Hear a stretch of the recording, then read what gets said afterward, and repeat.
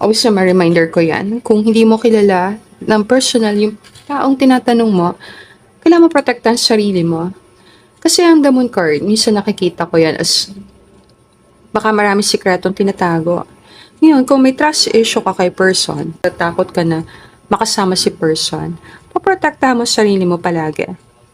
So, payos, huwag kang mag-iisa na makipagkita sa kanya.